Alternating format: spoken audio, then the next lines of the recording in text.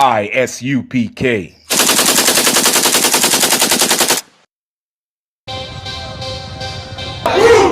want no cowards in our camp, in our camp. Only men prepare to die. We want no cowards in our camp, in our camp. Never let their brothers fly.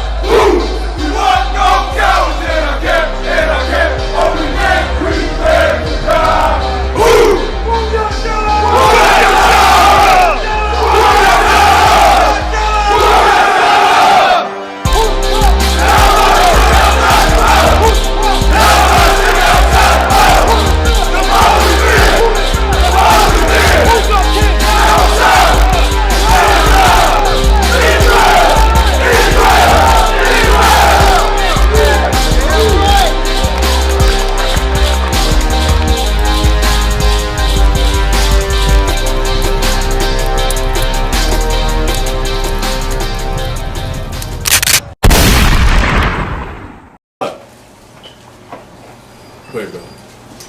Start from about 3 verses up. Matthew 13, and verse 21. Yet hath he not root in himself, but dureth for a little while. You better give me 2 more verses. Any other questions off this topic? Keep going. 2 verses up. Verse 18.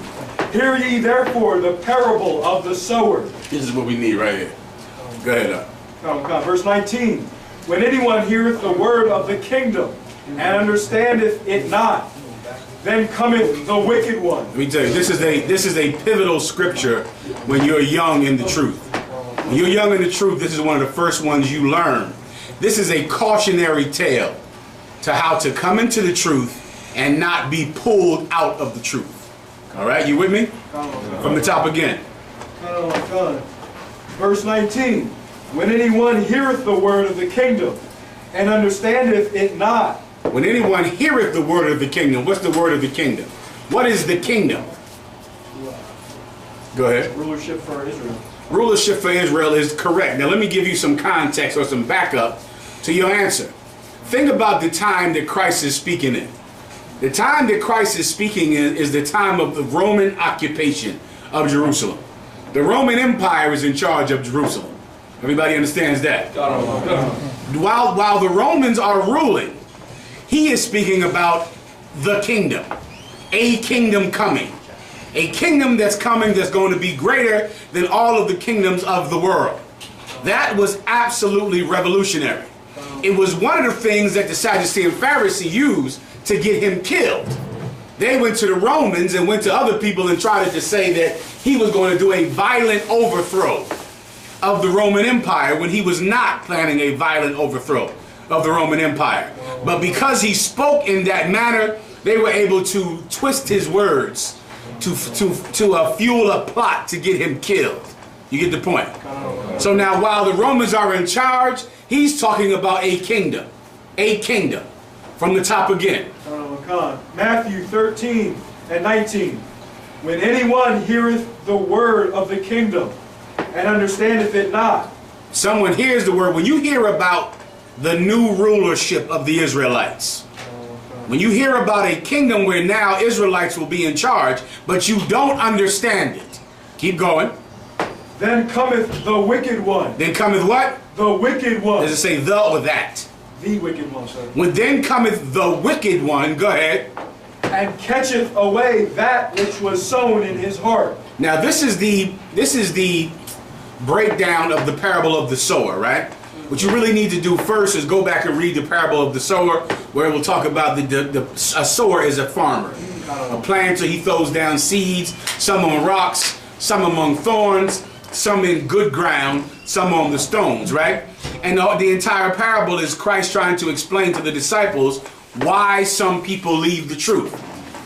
When you're in the truth, a part of being in the truth is watching other people leave the truth.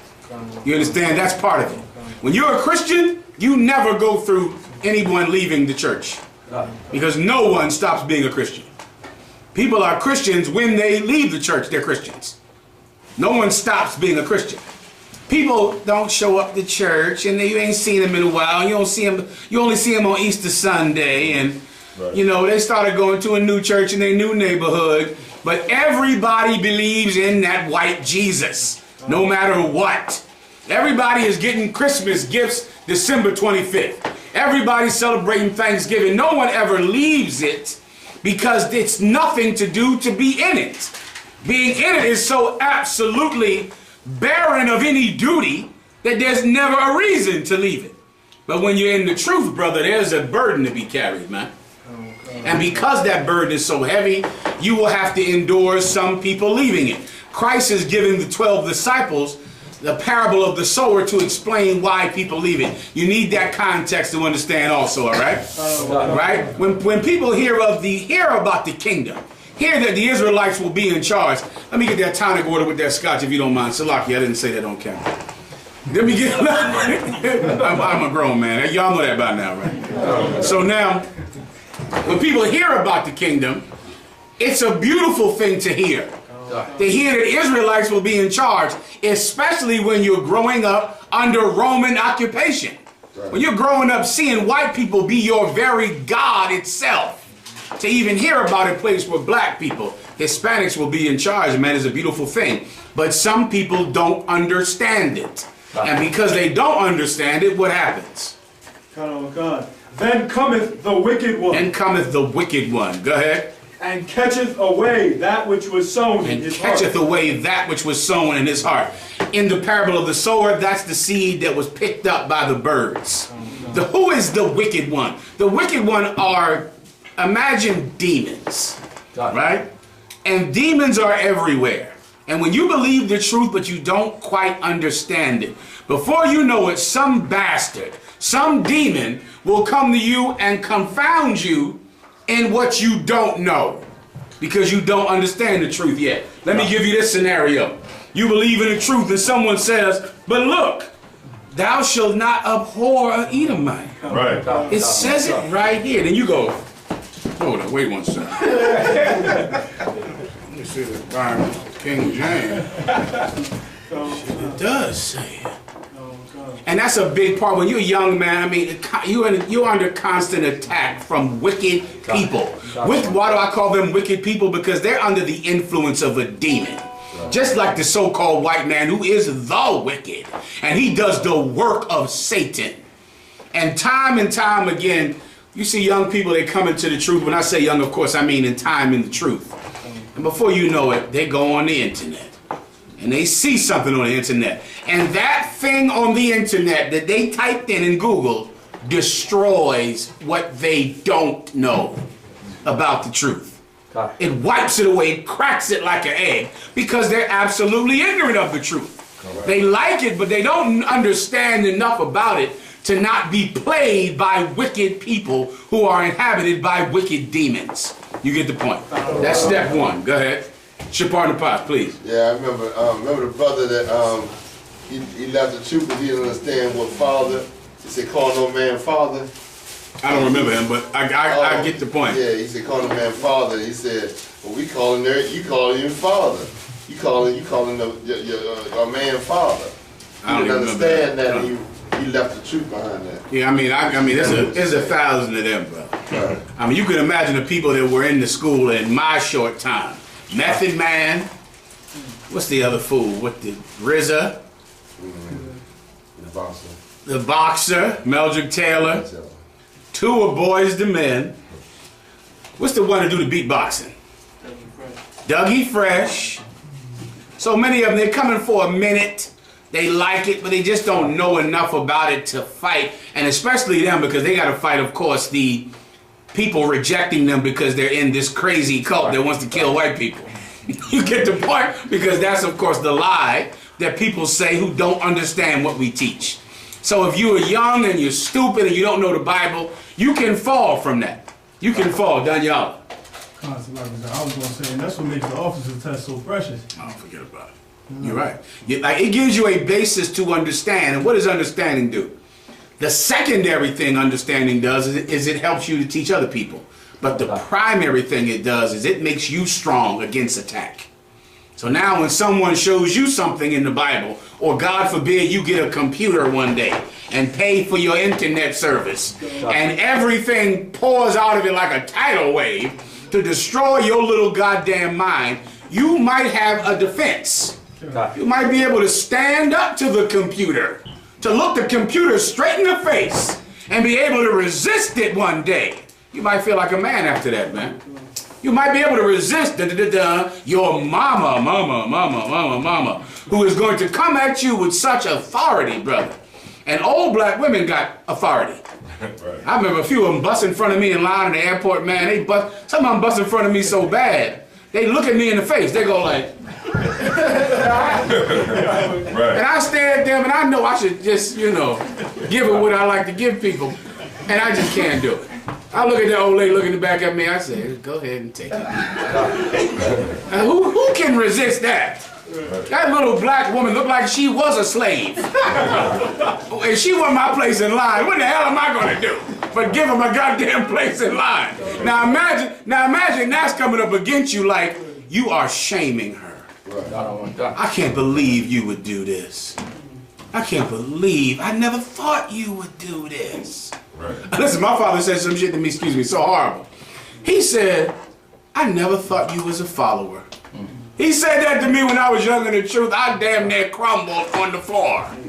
When he said that, that's that wicked one. You get my point? Some demon gets in somebody and he sees you becoming a soldier. And that wicked one goes, I never thought you would be such a follower. You up there standing there guarding them brothers on that street corner? You doing that? I ain't never thought you would be such a follower. That's a demon. Right. Now, you got to get strong against that, brother. Or else, because of your lack of understanding of the truth, that demon will pull the truth out of you. Keep going. This is he which received seed by the wayside. Verse 20. But he that received... See, the seed fell on the wayside because it didn't go in the dirt. Birds came and ate it. That's the wicked one that snatches the truth out of your mind. Keep going. Verse 20. But he that received the seed into stony places, the same is he that heareth the word, and anon with joy receiveth it.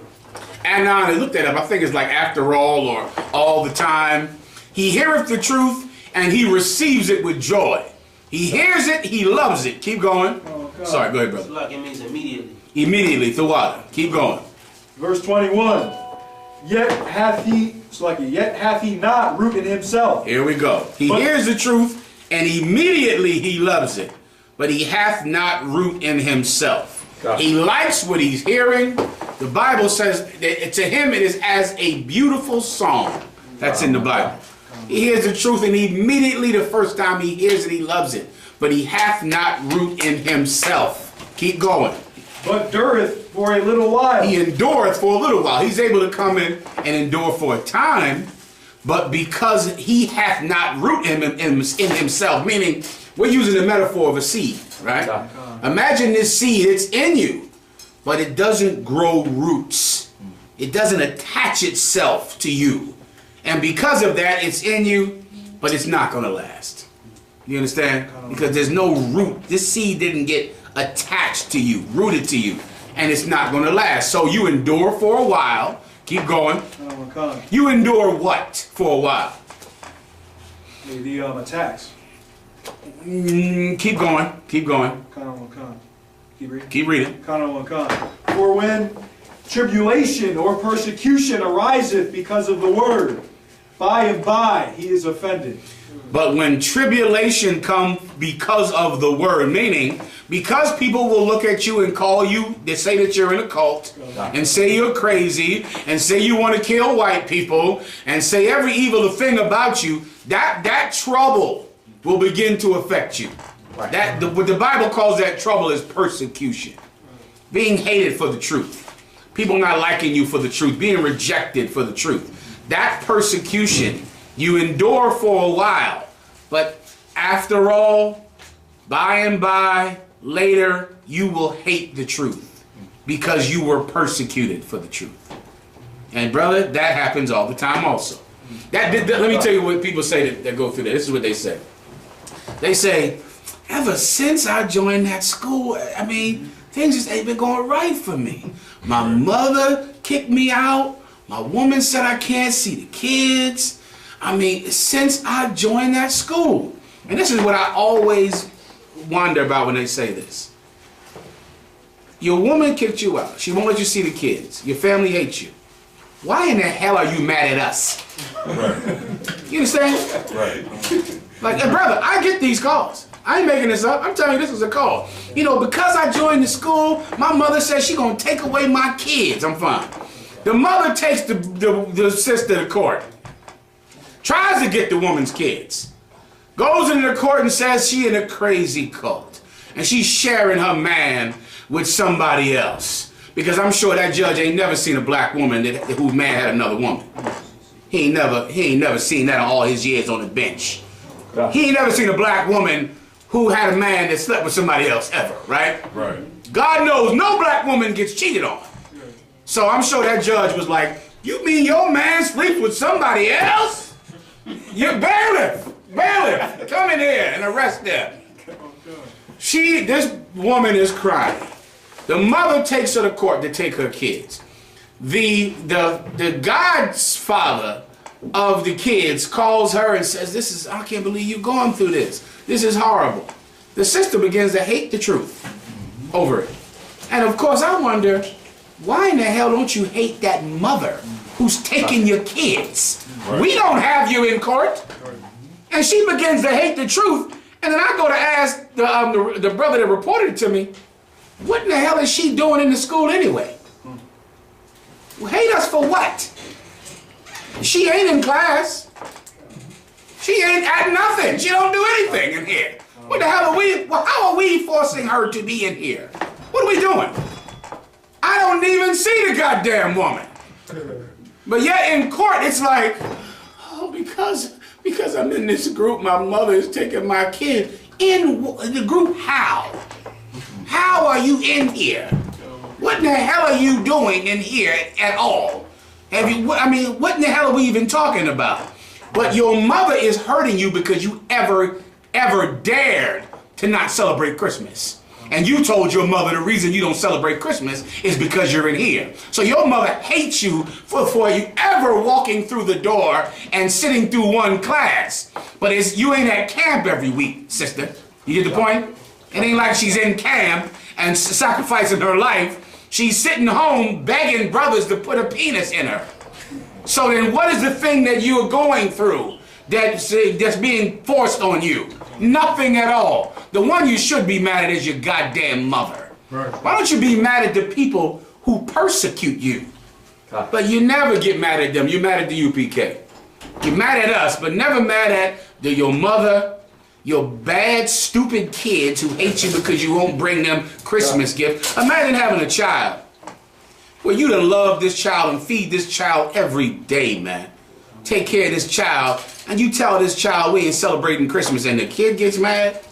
Damn him. Damn that little brat. She ain't gonna grow up and be nothing but a hoe anyway. And that little boy is gonna be a menace to the whole block. You're gonna thank the Lord the day the white man puts him in a cage so that black people can walk down the street without getting shot. Right. When the hell are you upset with us? Why don't you get mad at the people who persecute you? But because the truth never got rooted in you, it's easy to leave you, man.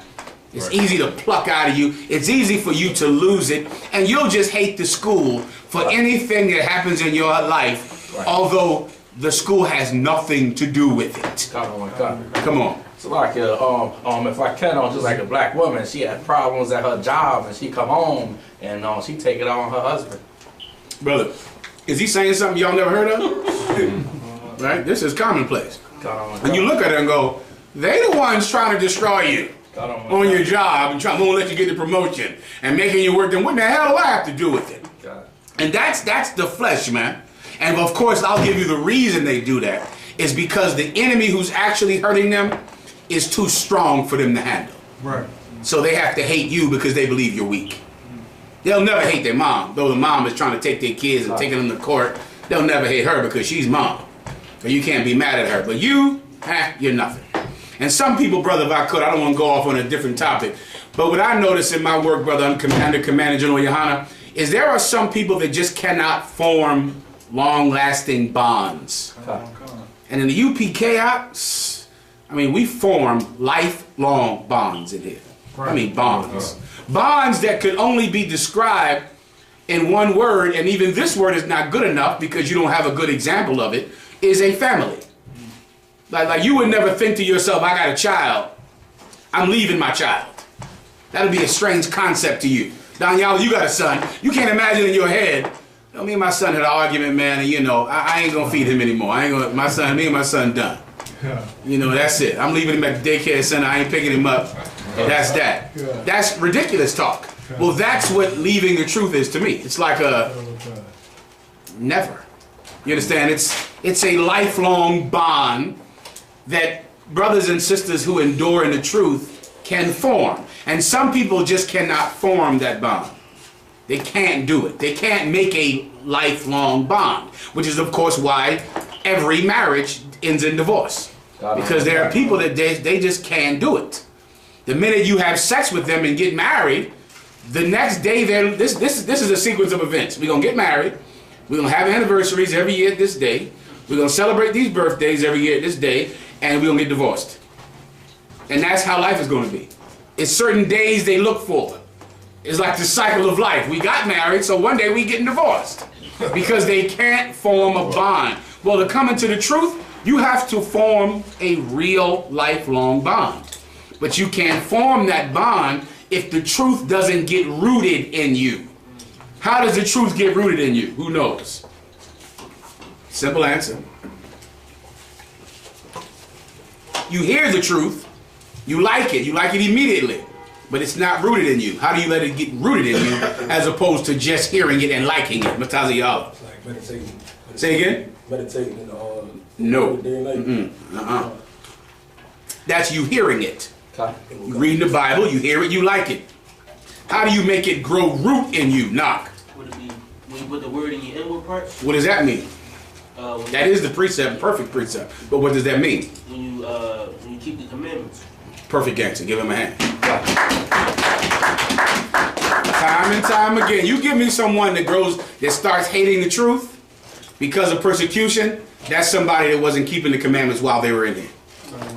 And because of it, they were never really in here. You get my point? They look like Israelites. They talk like Israelites around you. They read the Bible. But they smoke. They smoke weed when they fall weak. When they make a mistake. You want to make a mistake, people. There's some people that love to make mistakes. They love this. Sometimes I make mistakes. You love to give yourself a pass on when you make mistakes. Well, that type of person, the truth isn't really rooted in you anyway. You still allow yourself mistakes. And because you allow yourself mistakes, it's going to be very easy for you to hate the truth. Why? Because once you hate the truth, now your mistakes aren't mistakes. It's just your way of life now. Now getting high is not you messing up and getting high. When you're in the UPK and you go smoke weed, it's like, oh, what have I done? Oh my God, I smoke weed. But once you hate the UPK, God know me for my heart. I gotta teach myself because I got a connection with him, and when I know I teach my because now your mistakes aren't mistakes. You're free from feeling guilt because now smoking is just what you want to do, and there is no UPK to tell you that you are a wicked sinner. Right. You get my point? The truth roots in you by you doing what you hear, not just hearing it and liking what you hear. You want to do it. You want to go and do the commandments. Keep the laws. You want to do them and do them and do them so much so that the thought of not doing it is just an impossible reality that you will never see. It'll be like, you going back into the world, it'll be like, I'm going to eat cat tomorrow. Or I'll eat a rat tomorrow. It's like, what? Eat a rat? I'd never. Smoking weed tomorrow. Smoking a cigarette tomorrow. Going to see a prostitute. You see that? That's not the impossible thing. But eating a rat, eating a dog, there's no day where you'd ever eat a dog. There's no day that could exist. Well, leaving the truth, hating the truth has to be that in your mind. The only way you make that transformation is to actually live it. You get the point? Keep going. Verse 22. Brother, has anyone seen my knife I lost? No, You sir. keep an eye out for my knife and tell y'all. Don't worry, sir. Verse 22.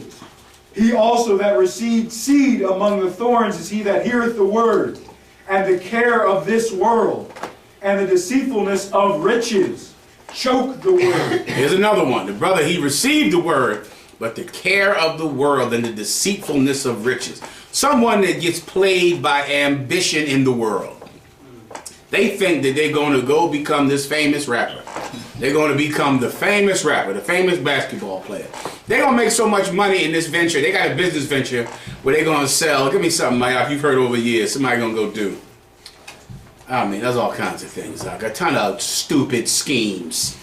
And obviously going to fail, dumb ideas. But they can't be in the truth. You know why? Because if people know I'm in there with y'all, then they ain't going to buy none of my posters. I'm selling these posters, see, so I can't let them, you know, I gotta be, what's the word they use, Mayak? It's like they gotta hide being in the school. Because if people know they're in the school, how they gonna sell these new sneakers that they spray paint? And it's spray paint on the sneakers, you know, pictures of the city and stuff. But if they know I'm in there with y'all, they won't buy my sneakers. They got all kinds of dreams of riches and being famous and playing football and playing basketball and blah, blah, blah. Listen, some of them just for the regular damn job. Some of them just for, you know, a stupid job that don't give a damn what you do when you go home. Right. But in his mind, this job will see if McDonald's know that after I fry the fries, I'm over there. You know, sometimes they say sometimes. They say, see, my job is right down the street from the care. You know that one. Right. What you do? I work in the Roy Rogers. I make chicken down there. Well, I don't know if they care who frying their chicken. I don't know if they sweat that like that. I mean, you might just want to be on time every day. Right? I mean, I think whoever walk in the door on time, they'll hire. As far as I can tell, if you can pass a piss test and be on time, I think they'll let you fry that chicken in there. I don't think they care about what your religion is and that stupid job that you have that hires anybody that shows up with a high school diploma. But of course, that's the deceitfulness of riches, meaning you're not really going to get rich. You're being lied to by these riches. You believe that you're going to be rich. You believe that you got some dream. And because of this dream, of course, you got to hide that you're in the school. And once you start hiding that you're in the school, you're going to leave the school. Because wouldn't that be much easier than hiding it? Right? To just not be in it anymore. Now you don't have to hide the fact that you're in the school. You start off wanting to hide by not wanting to grow your beard. Not wanting to rock a shield around your neck. Not wanting to do things that might make you look different than people in the world. Why? Because if I look like that, then I won't get money. I won't get this job. I won't be a famous, you know, painter or whatever idiotic thing that you were never going to do in the first place. Right. And you're still not going to do. Leave no, that's what I always tell them. Brother, then you should leave immediately. Because listen, they waiting for you down there on Wall Street. I don't know how Wall Street is existing without you being there. Huh? How are they selling any sneakers without you? Go and be the most famous singer, R&B, R. Kelly man in the world. I don't know how records are even being sold while you in here with us. Right. Please, people need to make love, brother. Go and leave to give them the music to make love to. I never hear from him again. I surely haven't heard him on the radio. Right. I haven't seen no posters of him posted up. I ain't heard he gonna be down at the Wells Fargo Center this Saturday. I've just never heard of him again. Right. Everybody understand? But of course, some people you can't tell them that. They gotta go live it. They gotta go and try to live out their dream. You know that phrase, don't you? To live out their dream. They got a dream of being this. I got a dream of being that. Well, go live it, brother. I'm sure you'll be the most famous singer, songwriter in the world. Go do it. Right. Never hear from him again. Everybody understands. That's the other one. The Lord is laying out all of the things. First, the one is he never learned it enough to keep it in the first place. So some bastard comes and confounds him because he doesn't know enough. The second one, he doesn't live the truth. He's a sinner acting like he's in the truth. So the minute he gets persecuted, he hates the truth. The other one is someone who is lied to by gain and success in the world. And because he feels that his success in the world is so important and he must have it, he must keep it, he must run towards it, what happens? The brother who was reading? He leaves. He leaves. Read what's in front of you though. And he becometh unfruitful. Mm-hmm. Verse 23. Meaning what? He doesn't grow fruit. Remember the metaphor is a seed. So this seed doesn't blossom. It doesn't bloom. It doesn't grow fruit. Why? Because he can't even do the work. Because he still has a dream of being genuine. Of being some famous thing. I'm fine, brother. You don't know who genuine is. That's in the 90s. He want to be R. Kelly. So because of that, he can't even bring forth any fruit. He can't do the work. You get my point? That's your fruit. What's produced from the work of the Lord that you do. This brother can't do the work because he is going to be R. Kelly up. He's going to be R. Kelly, so he can't actually do the work. And because he can't do the work, he can't bring forth fruit from that work. Come on. I'm just thinking of that scripture where the tree didn't grow no fruit and Christ killed it or something like that. That actually happened, but that's a good metaphor. That's correct. Give me more. Verse 23. But he that received seed into the good ground. Here's what you want to be, brother. He that receives seed into the good ground. Meaning this ain't rocks. This ain't, thrown on the side of the road for the birds to eat. This is not being thrown in the thorns. But that seed is going in good earth. Soil. Keep going. Is he that heareth the word and understandeth it. Here's the seed that gets in soil and gets fed. He that hears the word, he understands the word. Go ahead. Which also beareth fruit. Which also beareth fruit. He hears it, he understands it, and because he understands it, he does the work. And that work brings forth fruit. That's who you want to be. You want to be that brother. You want to be that sister, man. You want to get deep in it. Get deep all the way down, neck deep in it. And if you do that, brother, you're going to be something that is absolutely glorified. Something that's amazing. Something that isn't a cautionary tale of who not to be. There's a ton of them, and I'll talk about them anytime I feel like it. Some fool who was not profitable in here, and I'll talk about GMS because they were absolutely not profitable. Right. Or give me that picture of the IUIC. Let me show you the image of this. But get the screen up, someone. Okay, the IUIC has an image of Black Jesus, right? That I'm going to show you on the screen. I'm going to show you I'm going to give you the personification of what you become when you leave the school. All right? And then I'm off this topic. All right? I've seen a lot of pictures of Black Jesus throughout my time. You know that, Maya. How many images of artist depictions of Christ have we seen? God knows how many. Right? Seen a ton of them. The one where he rocking the green, the all white with the scrolls in his hand. I've seen a ton of them. They're different brothers who could draw, who could paint. They would make, a picture of Black Jesus the way he's depicted in the Bible. Being a black man with white hair. Well, the IUIC was a group of brothers who used to be in the U.P.K. They left the U.P.K. And then they went and took on a whole different spirit. Now, why did they leave the U.P.K.? Because they couldn't take the persecution, because they were never deep in it in the first place, and so they began to hate it. And they left out of the U.P.K. and they formed a religion that would allow someone like them to be in it. Now I'm going to show you an example by pulling this picture up when the brothers get it. We'll keep reading and answer your questions. Matazi, I'll see me one more time if you could, brother. Go ahead, Aban, right? Go ahead. And bring it forth. Some in 100-fold, some 60. Meaning these brothers are going to start to work. They're going to give forth fruit, some 100-fold, some 60. Go ahead. Some 30. Some 30, meaning they'll work and bring forth different amounts of glory. Some of them will, do amazing things. Some of them will do good things. But they'll all be fruitful in the work of the Lord. And in that, be amazing to the Most High God. Keep going. Verse 24. Another parable put he forth unto them, saying, the kingdom of heaven is likened unto a man which sowed good seed in his field. Is this where your question is or not yet? No. Go ahead. Verse 25. But while men slept. So now you know what our topic is, right? Another parable, this is just like the first one.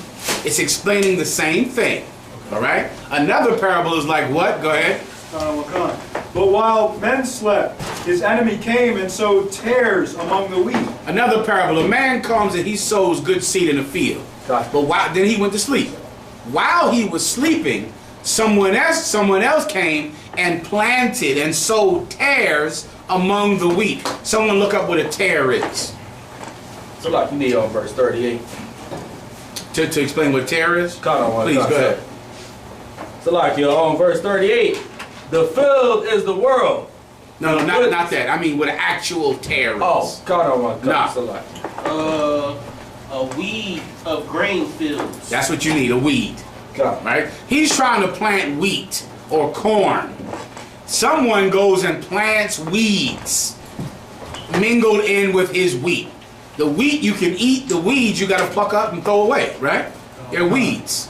Someone comes and plants weeds in his grain field while he's sleeping. Keep going. His enemy came and sowed tares among the wheat. This cat who did this was his enemy, man.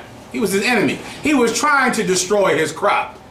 He was trying to poison his crop with weeds. Keep going. And went his way. And then he left. Go ahead. Verse 26. But when the blade was sprung up and brought forth fruit. What does it mean when it says the blade was sprung up? No.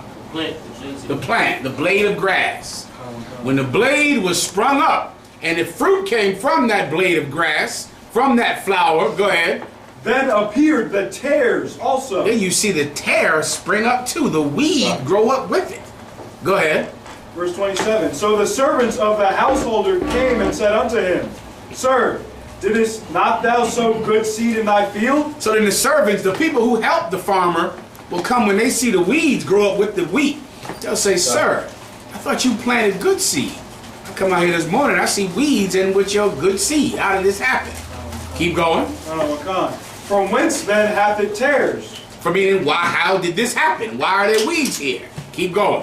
Verse 28. He said unto him, An enemy hath done this. What happened? An enemy hath done this. What happened? An enemy hath done this. An enemy hath done this. You need that for the breakdown. Keep going. The servant said unto him, Wilt thou then that we go and gather them up? Will you go then and gather up these weeds? Now that I see that weeds are mixed in with your good wheat, do you want us to go in there and pluck those weeds out, to root them out and get rid of them? Go ahead. Verse 29. But he said, Nay. He said what? Nay. He said, nah, don't do that. Nah, don't pluck them out. Keep going.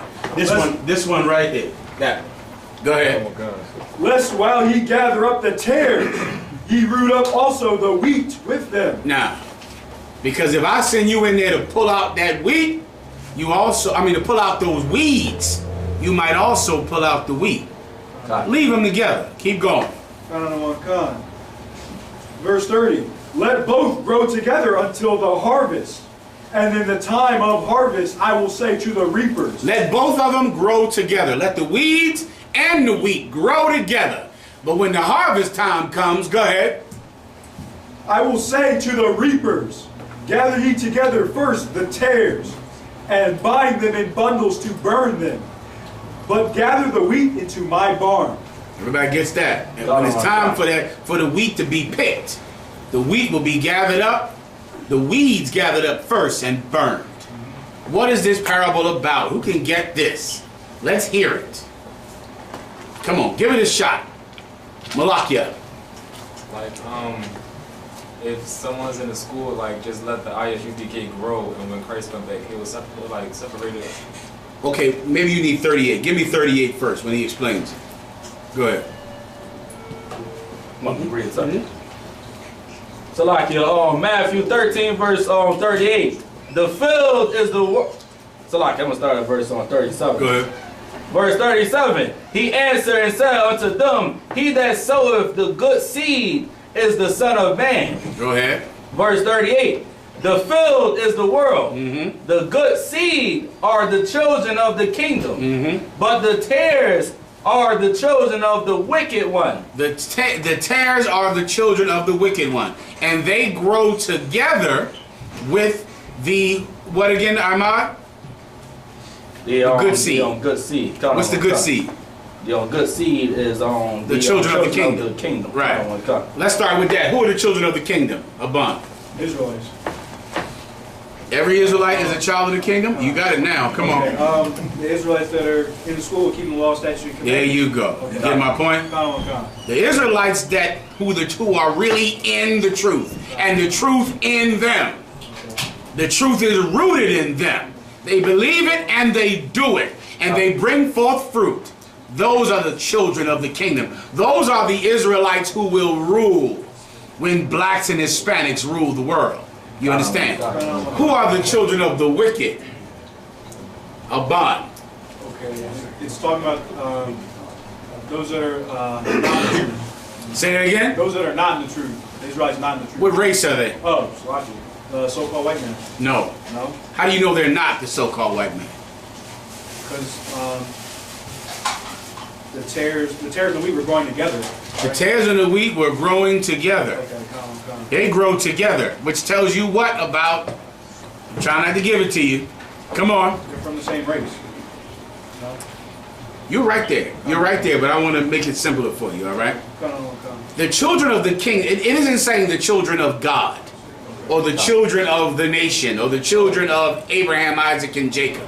But the children of the kingdom, meaning we're talking specifically about the seed that fell in good earth. Remember, that's why we read all those scriptures above it, to give you the context. This parable, remember, the Lord said, I will give you another parable. Meaning, the first parable was about what, Abban? It's like those that are young in the truth, right? The first parable was about what, Abban? Like different people that lead the truth. As opposed to? People that stay in the truth. The second parable is about what, Abban? Those that leave the truth versus those that stay in the truth. That's what they're both about, the same thing, which was the whole point of reading the first one. Both parables are about Israelites who believe and stay, as opposed to Israelites who do not and are not sincere Israelites in the school. The other one is about the same thing. The good seed are those children of the kingdom, meaning the Israelites who believe in the truth and bring forth fruit, as opposed to Abban, who are the tares. Those that don't bring forth fruit. Those are who are not sincere Israelites in the school. Except in this case, how did those Israelites get in the school? Oh, so like the enemy planted them in there. The enemy put them in there. Think about Christ, brother. What brought Christ down? There was it's like when I say bring him down, you know what I mean. I don't mean nothing brings him down. I mean, how did he get arrested and get killed? Like the enemy, which was the Romans, came to Judas and said... The Romans put an agent in his school, and then he betrayed him with a salute, which the Bible calls a kiss. And he betrayed Christ, and because of that, Christ got taken by the Romans and then killed. And let me tell you something. That is a big part also of being in the school. When you're not in the UPK, you can begin to be afraid of the government and the government putting spies in your group. You'll hear it all the time with COINTELPRO. I know if you heard of that. People always call us and go, well, you know it got to be agents in there with you. It got to be COINTELPRO, J. Edgar Hoover. I know some of y'all's agents in here. A lot of y'all in here is agents. You never hear us say that garbage ever. You know why? We don't give a damn about any of that. Who cares? The servant said, Lord, should we pluck out the weeds? He said, nah. Because as you go to try to pluck out the weeds, you might take some good wheat with you, man. GEN.YAHANNA doesn't give a damn about spies and agents and garbage like that. He never did. Who in the hell cares about something like that? While you go and try to make sure, what's that church that the FBI raided? The Candy Canes. Brother, they were scared to death of agents up. They made you show your ID when you went in there.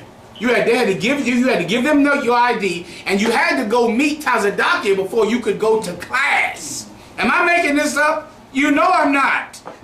They was horrified of somebody sneaking in there from the government. Somebody might come in there. Mike, you remember this for years, right or wrong. They was scared of people. You got to show you ID. Who are you? Background checks. Running your credit and your social security number you had to give. I am not making this up. Mataziala. The water. And guess what happened in the end? They are raided by the FBI. But all those precautions, all of that nonsense, who gives a damn?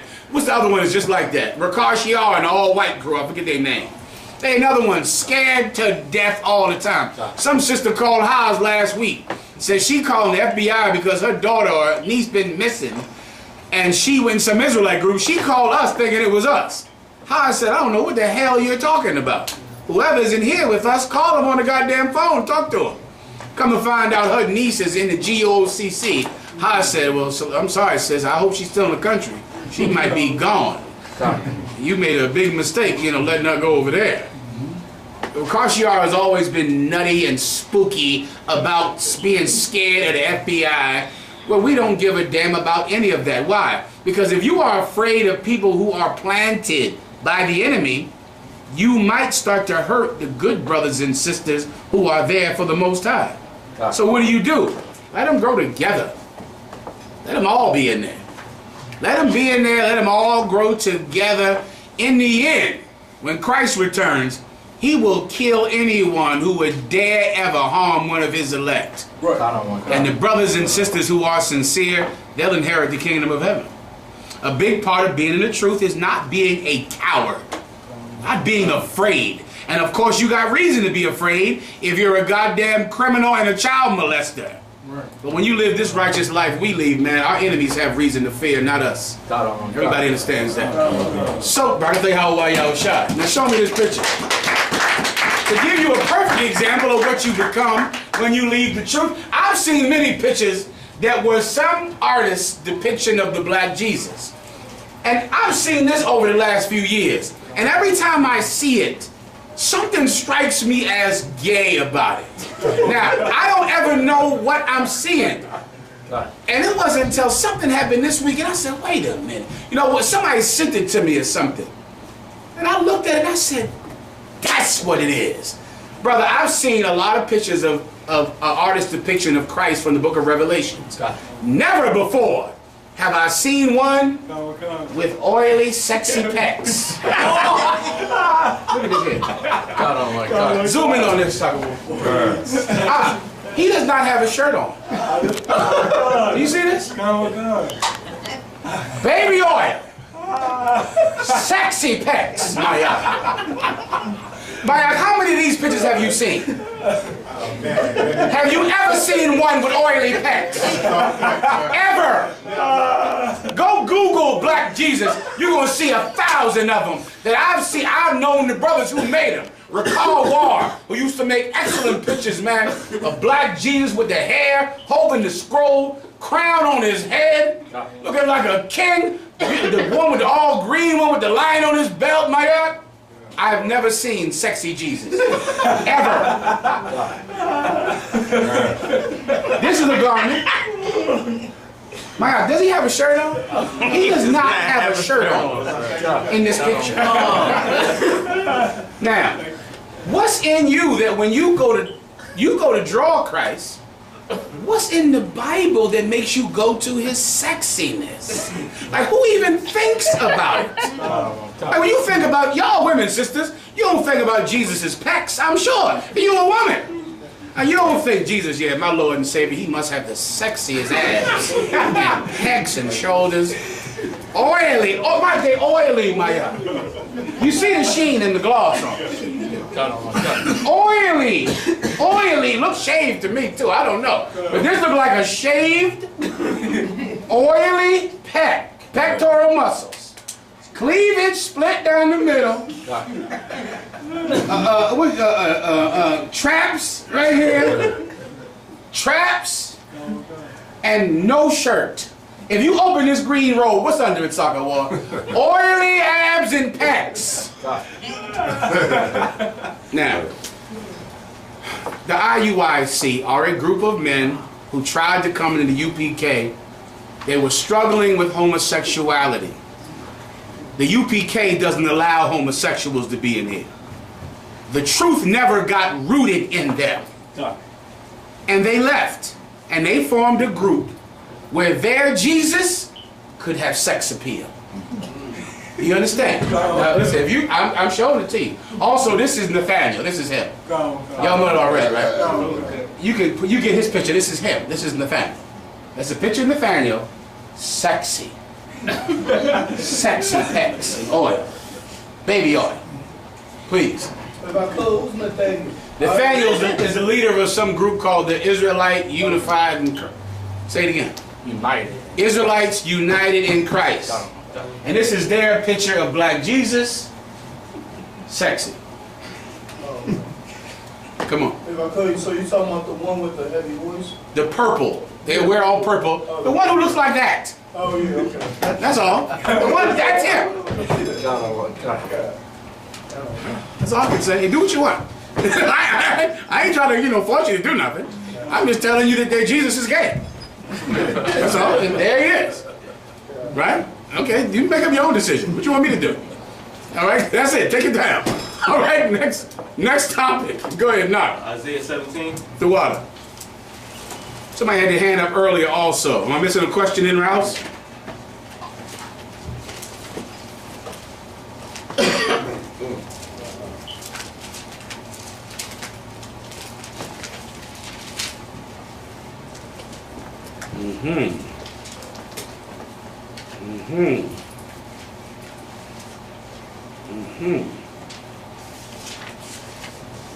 Hold on.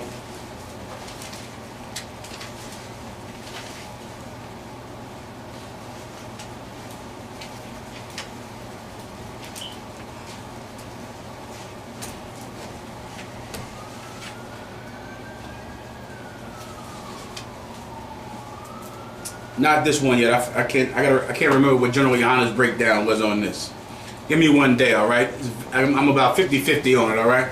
Let me ask Commander General Yohanna before I bring it out.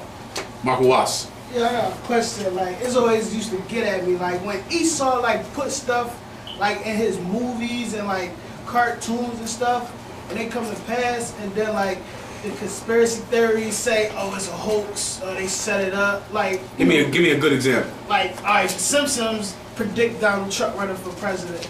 Or like when you brought out Back to the Future, that character was about Donald Trump. Right. And like, so is that like him just like, do Esau like really got everything mapped out how he gonna do it, or is it just like a coincidence? Esau does not have everything mapped out like he's gonna do it. Esau tries to map things out, and then he fails. Precept. Obadiah. Esau has a plan that he would like to enact on the earth. It's in the book of Obadiah. He wants to rule the planet Earth and rule the children of Israel. It's also in the book of Thessalonians, the 2nd chapter. Here's the problem. He is but a man, and his plans fail. And what you see happening in the earth is not his plan coming to pass. It's his plan failing right now. And as far as the Simpsons and all that garbage out, here's the problem with being all spooky. People who say that. Who else watches the Simpsons? Yes. Who else? Wait a minute. Meaning in particular? The government? Donald Trump? Donald Trump watches the Simpsons. Donald Trump saw the episode. Right. Now you see it and you go, oh, that's ridiculous. What did Donald Trump say when he saw the Simpsons episode of him coming down the escalator? I should run for president. He said, wait a minute now. It look like he should be the president. Listen, I saw something on CNN. They said you can watch when Barack Obama had his last, what's that? They have a big party for the press corps. I forget the White House Correspondents' Dinner. And he made horrible fun of Donald Trump being president. He talked about how he put his name on the White House. He made a ton of jokes about the ridiculous notion of Donald Trump becoming president. Because 4 years ago, it was a ridiculous notion of him being president. And people who are close to Donald Trump said that when Barack Obama was making them jokes about him putting Trump on the White House and him, you know, ruling the world like a gambler and a casino owner, they said that he heard Barack Obama say that, and that's what made him say I should be president. Seeing the people joke about it. We think it's a joke. We looking at it like, oh, Donald Trump being president. He's sitting there like, look at that shit there. You know what? I would put my name on the White House. That is a damn good idea, Simpsons. And then he goes and does it. Because he's an idiot. You get my point? So it ain't, you know, magic. He got a TV. So he watched The Simpsons, watch what you watch, except he doesn't look at it like that's ridiculous. He looks at it like, I look good up there being the president. I look good. That's a good idea. I'm going to do it. It's damn near like seeing a car. Imagine if you saw a cartoon of yourself driving a race car. Somebody else might go, that nigga can't drive no race car. You would go, I look good in that race car, man. I need to get me a goddamn race car. That's what Donald Trump did. My I was gonna say, it's like Scarface. Like you see Scarface and it's like, don't be this, because look at this horrible life and you die at the end. But Jake see and say, shit, I could own that house. Listen, I forget his name. He got an Italian name, Pozzi or Palazzi, the cat who wrote Scarface. And he said it was during the 80s and he wanted to make a cautionary tale of drug use and being a drug dealer. He wanted to make sure people did not sell drugs. So he said, I'll make a story about someone who was poor and sold drugs and then died a horrible death. That was his attempt at making you not sell drugs. We saw something different.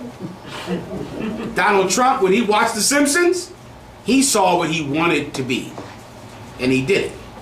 And because the white man is so dumb, he let Donald Trump be president because he's a goddamn idiot. Not because he's so smart that he did it, but because he's stupid. It's in the book of Obadiah. Give me that, thy Confederates have turned against thee, thy friends, the people whom thou love. That's also in Ezekiel 37. Go ahead, it's all over the place. Come on, whoever has it, read it. Obadiah chapter 1 verse 7. All the men of thy confederacy have brought thee even to the border. The men that were at peace with thee have deceived thee, and prevailed against thee. They that eat thy bread have laid a wound under thee. Read that again. They that eat thy bread have laid a wound under thee. They that eat thy bread have laid a wound under thee. Meaning you have fed people and took care of people. And these people who you have fed are hurting you. Keep going. There is none understanding in him. He doesn't understand anything, man. Get rid of that myth that the white man has some secret plot that he's working on and everything is just happening just the way he wants. World Trade Center. White man wanted that. Weather. We have a snowstorm. The engineers, the white man made that snowstorm. That's what he wanted, the snow to fall. White man, what happened? That plane crashed. White man wanted that. The white man is a man. You understand me? He's a God to you, but he's not a God to the Most High. To you, he's God. To you, the weather is because of him. Your happiness and sadness are him. Everything is him enacting his plan. He's not a God to the Most High. He has a plan, and he has a mission he's trying to work, and the Lord shall smash it all in an hour. It's nothing to him. You get the point? You read that. Give him a little more if you need it. Go ahead. Verse 8.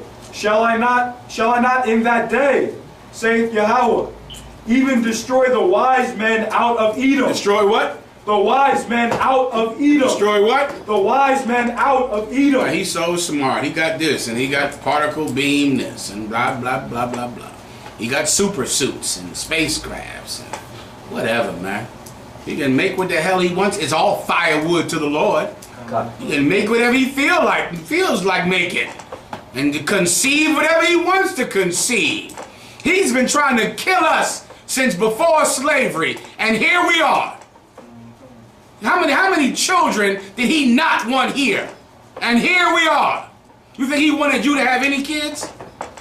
He fought tooth and nail so you would not be born.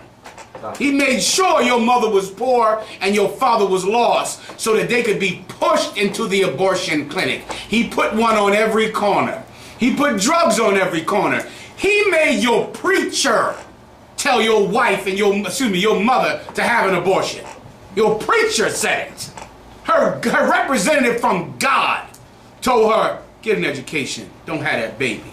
And you are still here. You telling me the white man's plan is going to happen? It doesn't look like it. You're sitting here. Here we are, in this room. Children that should have never been here. You get the point? Maya? I was gonna bring out, like you know already, my mother came up in the Catholic Church and she was pressured, told, ordered to get an abortion. You understand? I ain't supposed to be here. Come on, brother. I'm one of many stories. You know? Come on, brother. Come on. Go ahead. And when on Christ was first born, Herod was trying to kill him. Come on, brother. That's General Mayak's story, is it not? That's the same story.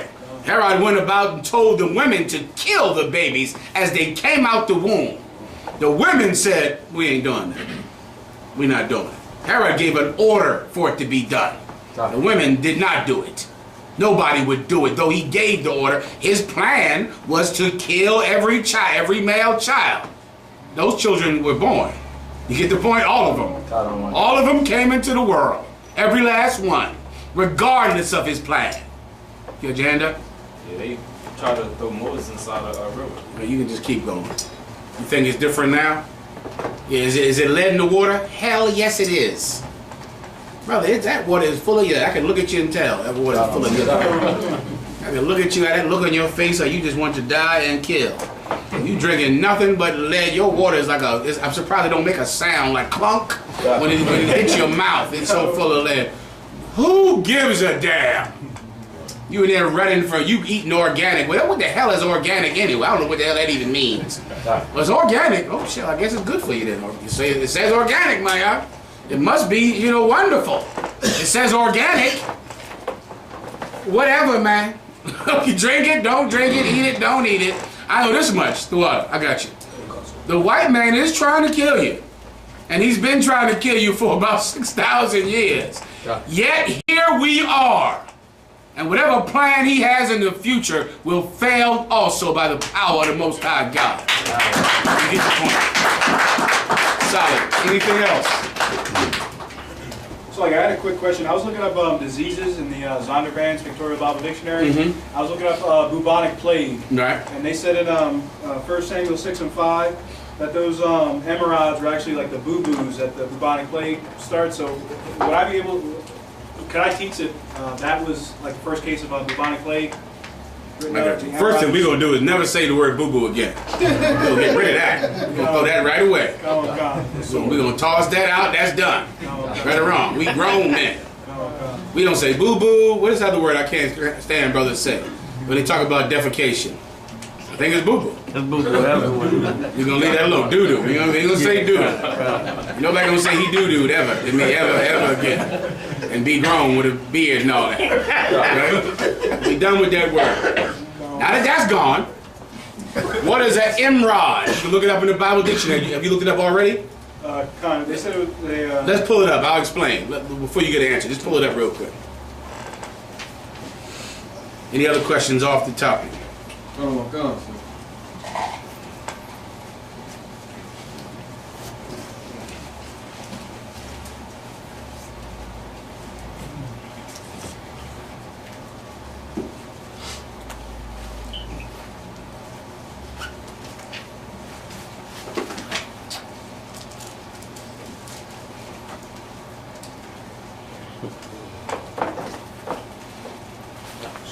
Please.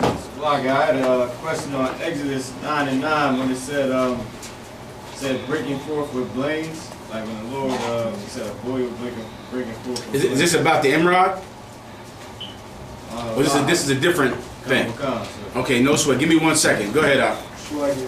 hemorrhoids, probably hemorrhoidal tumors. That's what the emerald is.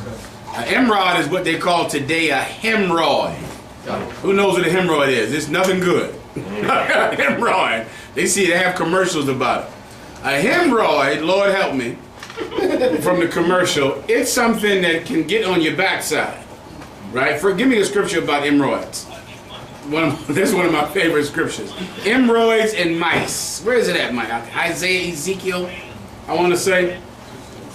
Okay, let me give you the normal thing. You ever heard of preparation H? You ever hear that, brother? Okay, preparation H is this thing. Imagine your backside, in your privy area, and something grows on it. It's so big that it stretches it open, and it hurts, and it's horrific. A lot of women get them from giving childbirth. That's usually how I hear about it, from women getting them from childbirth, all right? And it's on your backside, and it swells up like a big lump. And because of that big lump, your backside doesn't close as it properly should close. Because it's dragging the damn thing open. Everybody's with me. That's a hemorrhoid, all right? That's what an emerald was. And an emerald was a curse that the Most High would put on people, and still does put them on people. Like many of the curses you read about in the Bible, they still have today. The palsy is still around today. What's that other disease that comes from sheep feces? Oh, they make it a drug. You can give it to people and kill everybody.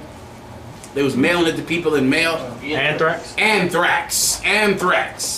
There's 1,000 different biblical curses that people still get today.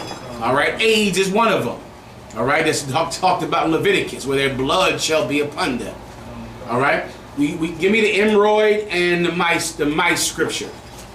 Deuteronomy 20:27 is the hemorrhoid. Okay, give me. Is it mice there also, Maya? Go ahead. Yes, sir. That's 1 Samuel 6:5. Give me when that nation was cursed with the curse of the hemorrhoids and the mice, and then give me what they did. So the short answer is it's hemorrhoids. That's what it is. Hemorrhoids is pronounced hemorrhoid today. All right, what you got now? Please, I'm out. So like here, 1 Samuel 6:5. Wherefore ye shall image of your hemorrhoids and images of your mice. Above that. Okay, Maya, you can read what you got first while you find it. Okay, Shalom. Deuteronomy 20th chapter.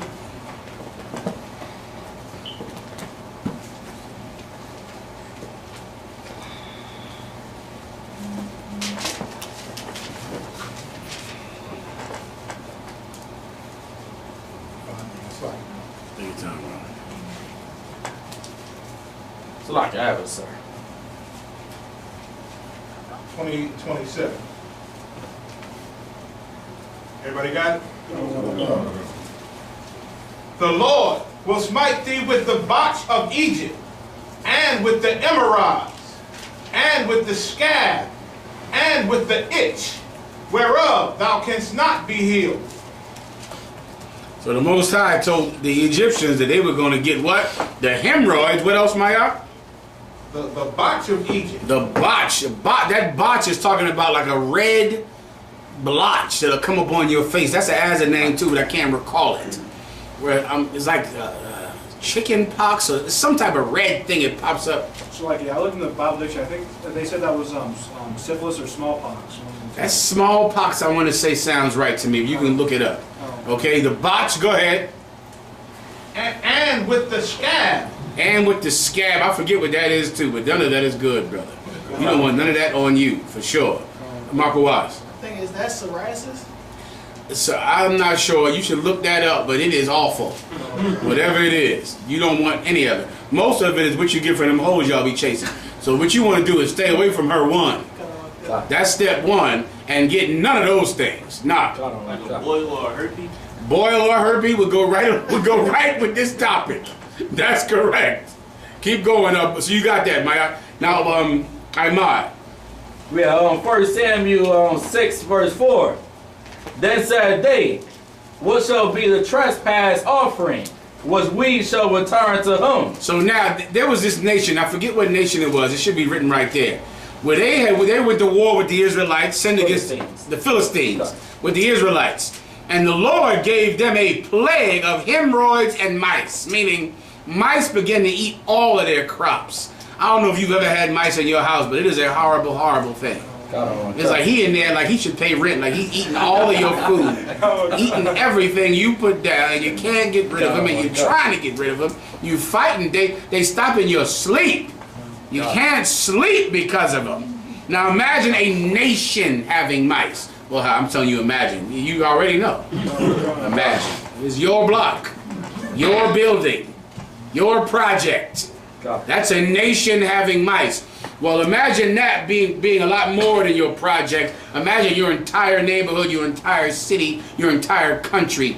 That's what happened to the Philistines. And they had hemorrhoids. Backside swollen, pustules hanging open all the time when they should be closed. Yikes. They were so horrified after that happened. They said what to the Lord? This is what they said, the Philistines. Verse 4. Then they said, what shall be the trespass offering, which we shall return to him? So they said, what can we give you as a trespass, since we have trespassed you and offended you? What can we give to him to make these hemorrhoids go away and make these mice go away? Go ahead. They answered, 5 golden rods and five golden mice. They had to make 5 golden hemorrhoids. They had to make a big pustule lump, 5 of them, and make 5 golden mice. Keep going. Similar to how the Israelites made a golden calf. They had to make 5 big lumps that were hemorrhoids. 5 big golden mice. Keep going. According to the number of the lords of the Philistines. According to what? The numbers of the lords of the Philistines. Each Philistine lord had to make 5 hemorrhoids and 5 golden mice.